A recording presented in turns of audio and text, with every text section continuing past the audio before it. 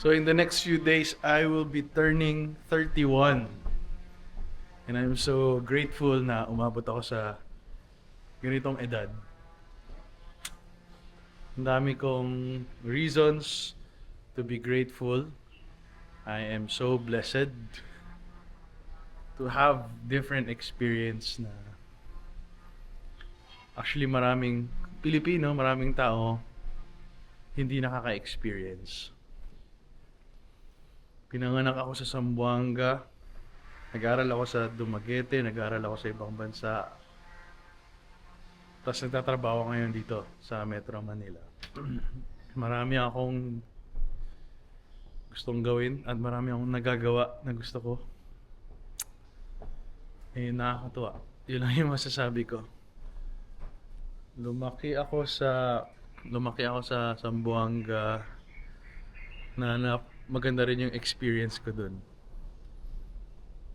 So yung culture, kakaiba. Marunong ako mag-Bisaya, mag-Tagalog, mag-English, mag-Chavacano. Then, nag-aral ako sa Siliman. Napakagandang university. Doon din ako namulat, natuto ng marami, at nagkaroon ng maraming opportunity. Dahil doon, nakapag-aral ako sa ibang bansa, sa Korea. Tapos natuto ako ng maraming bagay, hanggang sa nagkaroon din ako ng opportunity na mag-aral sa Amerika.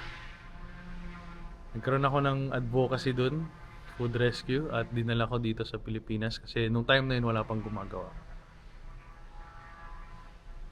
At marami akong na-achieve, marami akong natutunan, marami akong nakilala na again, hindi basta-basta ma-achieve ng isang normal na Pilipino. So I'm so grateful. And ngayon, nagtatrabaho pa rin ako, may day job ako. At after my day job, nagagawa ko yung aking mga dream jobs. Nakapag-perform ako, nakapag-likha ako, at nakakatulong ako sa maraming tao. Magta-31 na ako at gusto ko lang mag-enjoy pa sa buhay at maka-inspire ng maraming tao. At gusto ko pang ma-inspire. Gusto ko pang mag-explore, gusto ko pang travel, gusto ko pang mamuhay ng masaya, payapa, happy, healthy. Gusto ko rin aralin pa yung aking kalusugan, ang aking health, kasi napaka-importante ng health. Kung wala yan, marami kang hindi magagawa. But in ways that you can, just do something for yourself and for others. Marami pang pwedeng gawin, lalo na sa bansang to. So, just do your thing.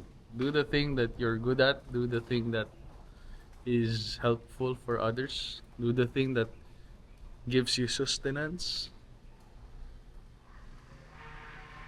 And contribute to the world and make it a better place. And so, hindi ko alam kung nakikinig ka pa rin hanggang ngayon. But I will be sharing more of my thoughts with you. So, yun lang muna.